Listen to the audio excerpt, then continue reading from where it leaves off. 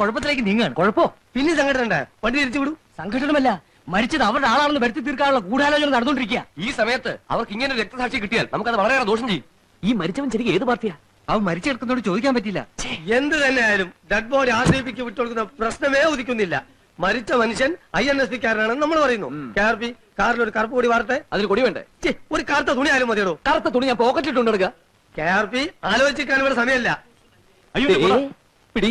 തൽക്കാലം ഇന്നലെ മേടിച്ചതാ. ഒരു അപകടം എടുത്തില്ല. പൈസ നടക്ക്. KRP ഒന്ന് ഉത്സാഹിക്ക്.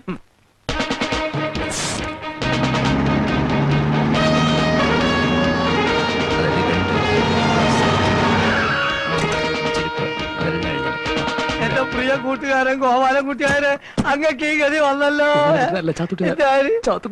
സോറി, എന്റെ പ്രിയ കൂട്ടുകാരൻ ചാത്തുക്കുട്ടിയാരെ അങ്ങക്ക് ഈ ഗതി വന്നല്ലോ. INSPയുടെ വീരനായക ഞങ്ങൾ ഇട്ടിലാച്ചിട്ട് അങ്ങ് പോയോ? ഇല്ല സാർ, 20 കൊല്ലക്കാലമായി ഞാൻ ചാത്തുക്കുട്ടിയാർ INSPക്ക് വേണ്ടി പ്രവർത്തിക്കുന്നു. ഞങ്ങൾ ഒരു പാത്രത്തിൽ നിന്നുണ്ടു, ഒരു പായൽ കിടന്നു, ഒരു കൊടിക്കീഴിൽ അണിനിരുന്നു. ഇല്ലേ? എന്നോടാ പറഞ്ഞ മാറാൻ. ഞാൻ മണ്ഡലം പ്രസിഡന്റ് KG പൊതുവാളാണ്. വാളും പരിചയം എനിക്കറിയണ്ട. മാറോ. ആഭ്യന്തര വകുപ്പ് ഞങ്ങൾക്ക് തന്നെയാണ്. അതിന് ഉടനെ ഞങ്ങൾക്ക് ഒരു വിലാപയാത്ര നടത്തണം.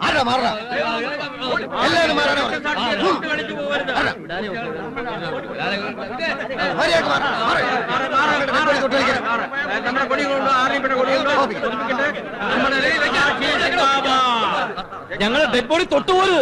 ഇത് ഞങ്ങളുടെ ഡെഡ് ബോഡിയാണ്. ഇത് നിങ്ങളുടെ ആരുടെ അല്ല, മരിച്ച ആളുടെ ഡെഡ് ബോഡിയാണ്. ഇൻസ്പെക്ടർ, ഇതിലും വേദന ഞങ്ങളെ കൊല്ലാനല്ലേ? ഒരു INSPക്കാരൻ ചോപ്പ് കൂടി ഒന്നിച്ച് നോക്കിക്കണം. ശവങ്ങൾ ഇനിയും വീഴട്ടെ. അഹിംസ ഞങ്ങൾ എന്നെ കൈവിട്ട് കഴിഞ്ഞു. ഞങ്ങളെ ഡെഡ് ബോഡി തൊട്ട് കൊന്നുകളയില്ലാത്തിന്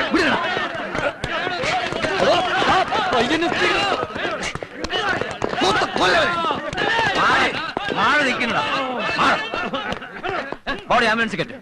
ഇൻസ്പെക്ടർ, വിലാപയാത്ര ഞങ്ങൾ ഭരണകക്ഷി, അത് മറക്കരുത്. പോസ്റ്റ്മോർട്ടം കഴിഞ്ഞിട്ട് നിശ്ചയിച്ചോ ബോഡി ആരുടെയാണ്. പോലീസ് അക്രമം അവസാനിപ്പിക്കുക. പോലീസ് അക്രമം അവസാനിപ്പിക്കുക. പോലീസ് അക്രമം അവസാനിപ്പിക്കുക. ഞങ്ങളുടെ ഡെഡ് ബോഡി ഞങ്ങൾക്ക് വിട്ടുതരിക. ഞങ്ങളുടെ ഡെഡ് ബോഡി ഞങ്ങൾക്ക് വിട്ടുതരിക. RDP സിന്ദാബാദ്. RDP സിന്ദാബാദ്. RDP സിന്ദാബാദ്. ചലോ ചലോ ഹോസ്പിറ്റൽ.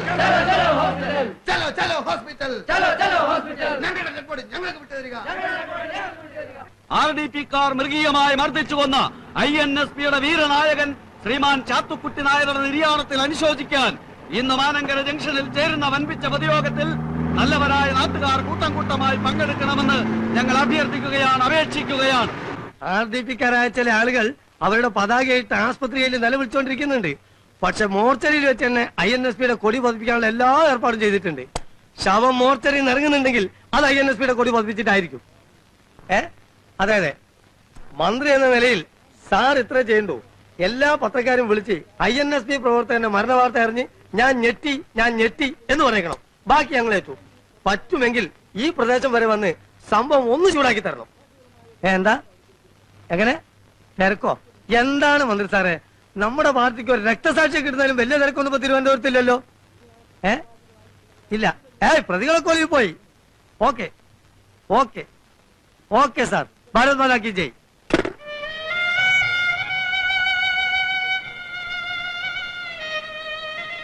ഇനിയിപ്പോ ശവം പോയിട്ട് ശവത്തിന്റെ ഒരു അസ്ഥി പോലും നമുക്ക് കിട്ടില്ല. അധികാരം കയ്യിലില്ലെങ്കിൽ പാർട്ടി തന്നെ ഒരു ശവമാണ്. ഉത്തമൻ തുടങ്ങി 11 പേരെയാ പ്രതികളാക്കിയിരിക്കുന്നത്. അതൊന്നും കുഴപ്പമില്ല, നമ്മളെ പ്രതികളാക്കാൻ തന്നെ ഭാഗ്യം.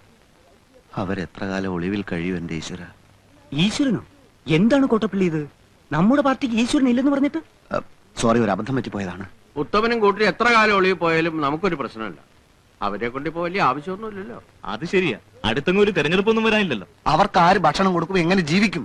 എങ്ങനെയെങ്കിലും ജീവിക്കും. അവനൊക്കെ ഇനിയുള്ള കാലം മുഴുവൻ ഒളിവിൽ പോയാലും RDPക്ക് ഒരു പുല്യം സംഭവിക്കാൻ പോകും. അങ്ങനെ പറയരുത് സാർ. പിന്നെ എങ്ങനെ പറയണം? ഞാൻ നമ്മുടെ പാർട്ടിയുടെ ഇമേജ് വർദ്ധിപ്പിക്കാൻ വേണ്ടി ആലോചിക്കുമ്പോ പരിപ്പോടെയും ചായയും. വരും. ഈ പരിപ്പോടെയും ചായയും കഴിച്ചു കഴിയുമ്പോ എന്തെങ്കിലും ഒരു പോമഴി തോന്നും. അവരെപ്പോഴും നോക്കണ്ടെന്നേ. രാഘവേട്ടന്റെ മക്കൾക്ക് കുറച്ചു ദിവസത്തേക്ക് കടിപിടി കൂടാൻ ഒരു പ്രശ്നം കിട്ടി. മരിച്ചയാള് ശരിക്കും ഏത് പാർട്ടിക്കാരനായിരുന്നു? അയാള് പാർട്ടി ദോഷമൊന്നും ഇല്ലാത്തൊരു നല്ല മനുഷ്യനാ. 2 കൂട്ടരും അവരവരുടെ കുപ്പായി ഇടിക്കാൻ ശ്രമിക്കല്ലേ. എന്റെ മക്കൾക്ക് കുഴപ്പമൊന്നും ഉണ്ടാവില്ലല്ലോ അല്ലേ? സാമൂഹ്യ പ്രവർത്തനത്തിന് ഇറങ്ങിയ ഇങ്ങനെയാ. രാത്രിയെന്നോ പാലെന്നോ ഒന്നും നോക്കാൻ പറ്റില്ല. ശരിക്കും പറഞ്ഞാൽ ഈ നാട്ടിൽ എന്തെങ്കിലും ഒരു പ്രശ്നം ഉണ്ടായാൽ അത് പരിഹരിക്കാൻ എന്റെ മക്കള് തന്നെ വേണം. അല്ലേ അച്ചു? എഴുതി ഇനി ഞാൻ ഇവിടെ നിന്നാ ശരിയാവില്ല. എന്തെങ്കിലുമൊക്കെ പറഞ്ഞു പോകും. ടീച്ചർ അവിടെ തനിച്ച. ഊണ് കഴിച്ചിട്ട് പോവാ അച്ചുതാ. അയ്യോ വേണ്ടായിട്ടാണേ. നല്ല ആളാ. ആരാ ഇത്? വരിക. എന്ത് വരിക? ആ തെങ്ങിന്റെ കാര്യം എന്തായെന്ന് അന്വേഷിക്കാൻ ഒന്ന് അങ്ങോട്ട് വന്നോ? ഈ കൃഷി എന്ന് പറഞ്ഞാലേ അതിലൊരു ഇൻട്രസ്റ്റ് ഉണ്ടെങ്കിൽ നടക്കും. ഇൻട്രസ്റ്റ് ആയിട്ടല്ല. എന്താ തൈ കിട്ടുവോ? ദൈവം സഹായിച്ച് തൈ കിട്ടാനില്ല. സീസൺ അല്ലേ സാറേ? ഇതെന്താ പരിപാടി? തെങ്ങിനിടാന്ന് വിചാരിച്ച്. ഓഹോ, എന്തേ? തമിഴ്നാട്ടിലേക്ക് തന്നെ മടങ്ങി പോകുന്നതാണ് നല്ലത്.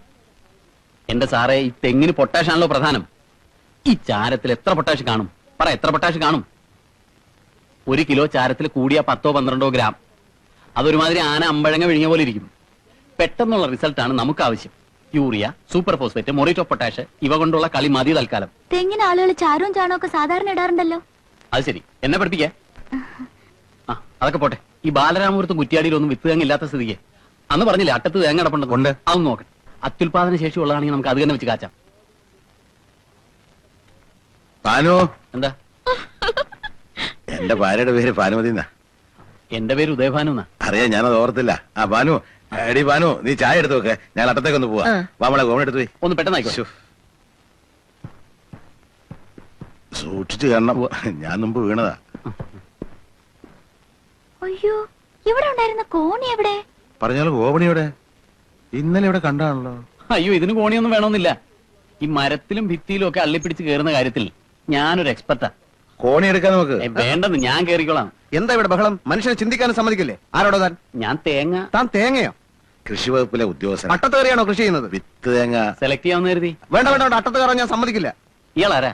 എന്റെ മൂത്ത മോനാ. പ്രബേട്ടൻ. ആള് നോർമൽ അല്ലാന്ന് തോന്നുന്നു. ഞാൻ അട്ടത്ത് കയറുന്നതിന് ഇയാക്കെന്താ? ഒരു കുഴപ്പമില്ല. ഞാൻ ഒരു കാര്യം തീരുമാനിച്ചത് നടത്തിയില്ലെങ്കിൽ എനിക്ക് ഭയങ്കര പ്രയാസം. അതുകൊണ്ടാ തന്നോട് വീടരുത്.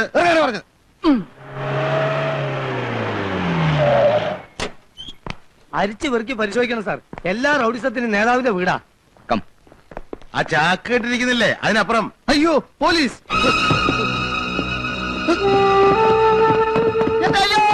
അയ്യോ, ഇതിനെ മോൾ കാണൂ. അയ്യോ, അയ്യോ, അയ്യോ, അയ്യോ.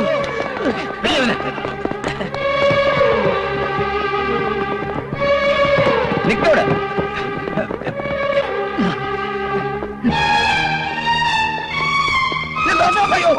ഓടിക്കോ, പോലീസ്!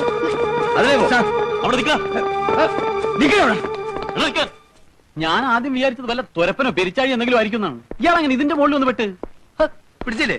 ഇല്ല, ഓടി രക്ഷപ്പെട്ടു. താൻ എവിടുത്തെ എസയാടോ? തന്നെ സ്ഥലം മാറ്റി നോക്കിയോ? സൂക്ഷിച്ച് സംസാരിക്കണം. ആരാ സാറേ അട്ടത്തുനിന്ന് ഇറങ്ങി ഓടിയത്? അറിയില്ല അല്ലേ?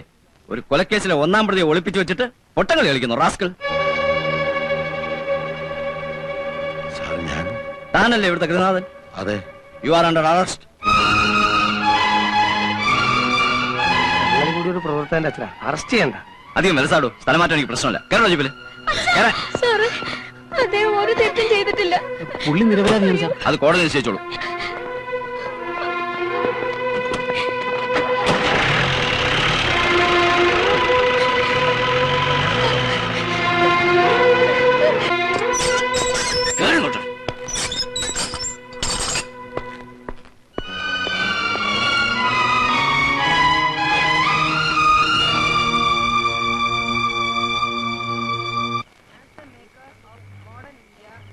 അച്ഛന് പ്രാണവേദന, മകന് പുസ്തകം വായന.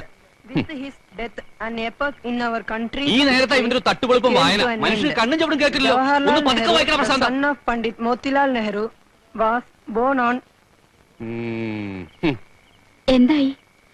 ഇന്ന് രാത്രി എന്തായാലും അവിടെ കൂടിയേ പറ്റൂ. നാളെ കാലത്ത് വക്കീലിനെ കൊണ്ടുവന്ന് നോക്കാം. എവിടെ ബാനെടുത്തി?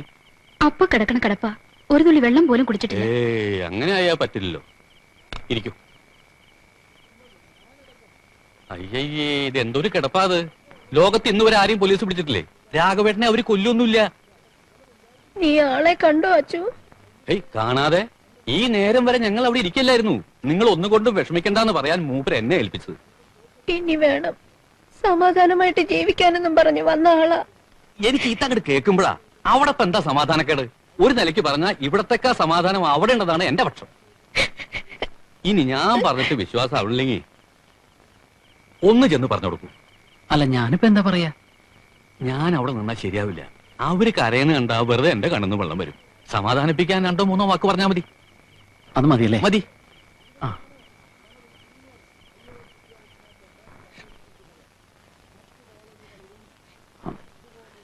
വിഷമിക്കത്തക്കതായിട്ടൊന്നുമില്ല. അതായത് ഈ ഒരു നാണയത്തിന്റെ 2 സൈഡിലായിട്ടാണല്ലോ കണ്ണീരിന്റെ പുഞ്ചിരിയുടെ സ്ഥാനം. ഇപ്പൊ കണ്ണീര്, നാളെ പുഞ്ചിരി, അതാണ് ജീവിതം. അതുകൊണ്ട് അമ്മ വിഷമിക്കണ്ട, കുട്ടിയും തീരെ വിഷമിക്കണ്ട. പോട്ടെ.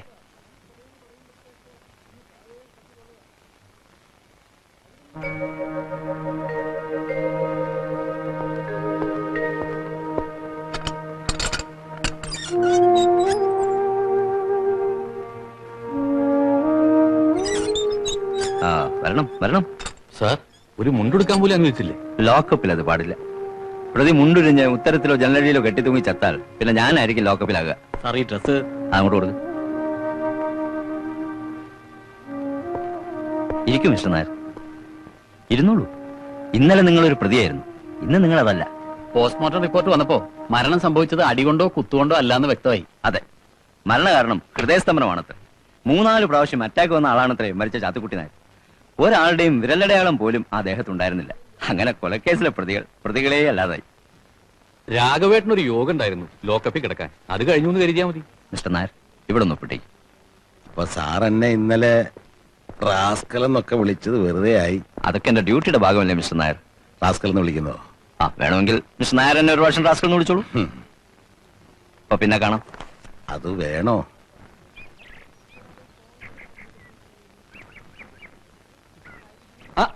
ഇതാരാ, അച്ഛനോ? പിന്നെ അമ്മയാണെന്ന് വിചാരിച്ചു. ഞാൻ ദാ സ്റ്റേഷനിലേക്ക് പുറപ്പെടുമായിരുന്നു. എന്തിനാ എന്നെ ലോക്കപ്പിൽ നിന്ന് വിടരുതെന്ന് പറയാനോ? എന്താണ് അച്ഛൻ ഇങ്ങനെയൊക്കെ പറയുന്നത്? പിന്നെ എങ്ങനെ പറയണമെന്നാ പറയണത്? ഒരു അച്ഛൻ ലോക്കപ്പിലായിട്ട് നിങ്ങൾ രണ്ടുപേരും ആ വഴിക്ക് തിരിഞ്ഞു നോക്കൂ. ഇതാണ് തെറ്റിദ്ധാരണ എന്ന് പറയുന്നത്. ഞാനേ പാർട്ടി ഓഫീസിനകത്തിരുന്നോണ്ട് കംപ്ലീറ്റ് ചരട് വലിയായിരുന്നു, അറിയോ? അച്ഛനെ തുടരുത്, അച്ഛനെ ഇറക്കണം, ദാ പറഞ്ഞില്ലേ അച്ഛൻ. ഞങ്ങള് ഭരണപക്ഷക്കാരായി പോയില്ലേ? പരസ്യമായിട്ട് സ്റ്റേഷനിൽ കയറി ചെന്ന അത് പോലീസിനെ സ്വാധീനിക്കാനാണെന്ന് പ്രതിപക്ഷം പറഞ്ഞു വരുത്തും. അതുകൊണ്ടാണ് ഞാൻ അണ്ടർഗ്രൗണ്ടിൽ ഇരുന്ന് ചരട് വലി നടത്തിയത്. മൂത്തമോൻ കാരണമല്ലേ ലോക്കപ്പിൽ കിടന്ന്. അതിൽ അച്ഛന് ദേഷ്യമൊന്നുമില്ല അല്ലേ? ഇല്ല, എനിക്കിപ്പോ വളരെ സന്തോഷമാണ്. മക്കള് കാരണം ജീവിതത്തിൽ ആദ്യമായിട്ട് ലോക്കപ്പിൽ കിടന്നില്ല. അതിന് കാരണക്കാരൻ ഏട്ടനല്ലേ അച്ഛാ? ആരാടാ കാരണക്കാരൻ? പോലീസിനെ സ്വാധീനിച്ച് ഉത്തമന്റെയും കുട്ടരുടെയും പേരിൽ കൊലപാതക കുറ്റം ചുമത്തിയത് ആരാന്നാ ചോദിച്ചത്? നാറികൾ. ഇപ്പൊ എന്തായി? അയാൾ ചത്തത് ഹാർട്ട് അറ്റാക്ക് കൊണ്ടാണെന്ന് തെളിഞ്ഞില്ലേ? മരിച്ചു കിടക്കുന്നത് ഞങ്ങളുടെ സഖാവാണെന്നും പറഞ്ഞ് ചുവപ്പ് കൂടി പുതപ്പിക്കാൻ പുറപ്പെട്ട കോമാളികളെ എന്തിയെ? ഇപ്പൊ നിങ്ങൾക്ക് ശവം വേണ്ടേ? വേണ്ട, ഞങ്ങൾക്ക് ശവം വേണ്ട. നിങ്ങൾ എല്ലാ ശവങ്ങളുടെയും കൂടെ ഒരു ശവം കൂടി ഇരിക്കട്ടെ. സൂക്ഷിച്ച് സംസാരിക്കണം. പോടാ പുല്ലേ. ജംഗ്ഷനിലേക്ക് വാ, വാ കാണിച്ചു തരാം. ജംഗ്ഷനിൽ വെച്ച് ചലിച്ചാൽ നീ വിവരം അറിയും. അച്ഛാ, ഞാനൊരു നിരപരാധിയെ രക്ഷിക്കാൻ ശ്രമിച്ചു. മറ്റൊരു നിരപരാധിയായ അച്ഛൻ ലോക്കപ്പിലായി. ഇതാണ് ഇവിടുത്തെ വ്യവസ്ഥിതി. We are living in a very cruel society.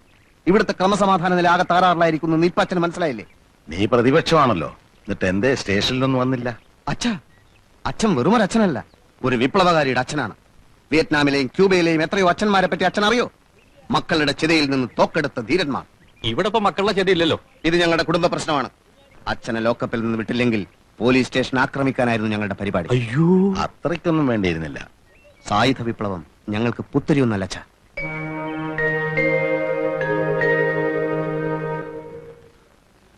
മാധവേട്ടാ, കടവേ കടച്ചോ? എന്താ? INSP കാര് പിരിവിനിറങ്ങിയിരിക്കുക. എന്റെ ഭഗവാനെ, ചതിച്ചോ?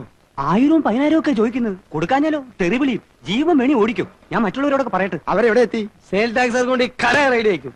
500 രൂപയിൽ കൂടുതൽ എങ്ങനെയാ? 1000 രൂപ തികച്ചു തരാൻ പറ്റത്തില്ല.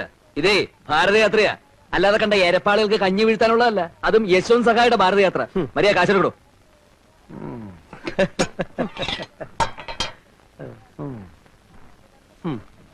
ഇതിന് റെസിറ്റ് എഴുതി. പകുതി എഴുതി. സാറിന് എഴുതണ്ട. ഇവൻ ലേശൊരു അഹങ്കാരിയാ. വാ, നമ്മൾ ഇങ്ങോട്ടൊരു വീ കടടച്ചില്ലല്ലോ. അതെ, അതാ ഞാനും ആലോചിക്കുന്നത്. ഇത്ര പെട്ടെന്ന് അടച്ചോ? ശരി, കാണാം, വാ. അല്ല, ഈ ഓഫീസ് ടൈമിൽ വേണോ? പിന്നെ ഓഫീസ് അടച്ചിട്ട് 7 മണിക്കാ വരണ്ടേ? എടോ, നമ്മൾ ഭരണകക്ഷിയാ, നമുക്ക് എവിടെയും കയറാം. പോയതും കൂട്ടി നിങ്ങൾ അപ്പുറത്ത് വാതിലുണ്ട്, അവിടെ ചെന്ന് നോക്കൂ. ജെയിംസ് ബോയ് ഗേറ്റിൽ നിന്നോ സംഭാവനക്കാരിൽ നിന്നും ഒരുത്തനെ ഒളിച്ചോടാൻ അനുവദിച്ചുകൂടാ. എന്നാ പിന്നെ അങ്ങനെ അവിടെ ചെല്ല്. ആ KRP വരണം. ഇവിടെ എത്ര ഉദ്യോഗസ്ഥന്മാരുണ്ട്? അവരോടൊക്കെ വരാൻ പറയും. INSPയുടെ മണ്ഡലം പ്രസിഡന്റ് KG പൊതുവാൾ വന്നിട്ടുണ്ട്. ആരാണാവോ അത്? ഞാനാണാവോ അത്? യശ്വന്ത് സഹായിജിയുടെ ഭാരതയാത്രയെ പറ്റി കേട്ട് കാണുമല്ലോ. അതിനുള്ള ഫണ്ട് വിരിവാണ്. നിങ്ങളുടെ എല്ലാം ഒരു മാസത്തെ ശമ്പളത്തിന് പകുതി വിരിച്ചെടുക്കാനാണ് ഞങ്ങളുടെ തീരുമാനം. അദ്ദേഹം ഭാരതയാത്ര നടത്തുന്നതിന് ഞങ്ങൾ എന്തിനാ പണം തരുന്നത്? പുതിയ ആളാന്ന് തോന്നുന്നു. അല്ല, പഴയ ആളാണ്. 10-30 കൊല്ലത്തെ പഴക്കം കാണും. ജനിച്ചിട്ട് അത്രയായി. പൊതുവാൾജി തിരുവനന്തപുരത്തേക്ക് വിളിച്ചു പറഞ്ഞ് ഇയാൾക്കൊരു സ്ഥലമാറ്റം വാങ്ങി കൊടുക്കണോ? സ്ഥലം മാറ്റുന്നെങ്കിൽ ആനവട്ടക്കുറിശിയിലേക്ക് അയാൾ കൊള്ളാം. നല്ല അസല് മണ്ണാണ് അവിടുത്തെ. ഞങ്ങൾക്ക് സംസാരിച്ചിരിക്കാൻ നേരമില്ല. യശ്വന്ത് സഹായിജിയുടെ ഭാരതയാത്ര ബോംബെന്ന് പുറപ്പെട്ടു കഴിഞ്ഞു. അയ്യോ, അത് ഞാൻ അറിഞ്ഞില്ല. ഇതിപ്പോ എന്തിനാണോ ഈ ഭാരതയാത്ര? വിഘടിച്ചു നിൽക്കുന്ന നാനാജാതി മതസ്ഥരെയും ഒന്നിച്ചൊരു കൊടിക്കീഴിൽ കൊണ്ടുവന്ന് ഭാരതത്തിന്റെ ഐക്യം ഊട്ടി ഉറപ്പിക്കാൻ. ഈ സഹായി എന്ന് പറയുന്ന മനുഷ്യനോ അല്ലാതെ പിന്നെ മൃഗമാണോ? അയാള് ഭാരതം മുഴുവൻ നടന്നാൽ ഇവിടെ ഐക്യം ഊട്ടി ഉറപ്പിക്കാമെന്ന് ഉറപ്പാണോ? ആവശ്യമില്ലാത്ത ചോദ്യങ്ങൾ ചോദിക്കരുത്. അല്ല, തൊഴിലില്ലാത്ത ലക്ഷക്കണക്കിന് ചെറുപ്പക്കാരില്ലേ നമ്മുടെ നാട്ടില്? ഇത്തരം യാത്ര കൊണ്ട് അവർക്ക് എന്തെങ്കിലും പ്രയോജനം? അല്ലെങ്കിൽ അന്തി ഉറങ്ങാൻ വീടില്ലാത്തവർക്ക് വീട്, പട്ടിണി കിടക്കുന്നവർക്ക് ഭക്ഷണം, അങ്ങനെ എന്തെങ്കിലും? നിങ്ങൾ അതിര് കിടക്കുന്നു. അല്ല സുഹൃത്തെ, നിങ്ങളെപ്പോലെ ഒരുപാട് പേരെ ഞാൻ കണ്ടിട്ടുണ്ട്. ഇതുപോലെ എന്തെങ്കിലും കാരണം പറഞ്ഞ ഒരു റെസീറ്റ് ബുക്കുമായിട്ട് ഇറങ്ങും. പലരും ചിരിച്ചുകൊണ്ട് സ്വീകരിക്കുന്നതും പണം തരുന്നതും പേടിച്ചിട്ടാ. ഉപദ്രവം ഉണ്ടാക്കാൻ നിങ്ങൾ മതിയല്ലോ ധാരാളം. മനുഷ്യർക്ക് ഉപകാരപ്പെടുന്ന കാര്യത്തിനല്ലാതെ ഒരു പൈസ ഞാൻ തരില്ല. മിസ്റ്റർ, ഭരണകക്ഷിയാണ്, നിങ്ങൾ ഇതിൽ ദുഃഖിക്കേണ്ടി വരും. ഈ കസേരയിൽ ഇത്ര കാലം ഇരുന്നോളാമെന്ന് ഞാൻ ആർക്കും വാക്കുകൊടുത്തിട്ടില്ല.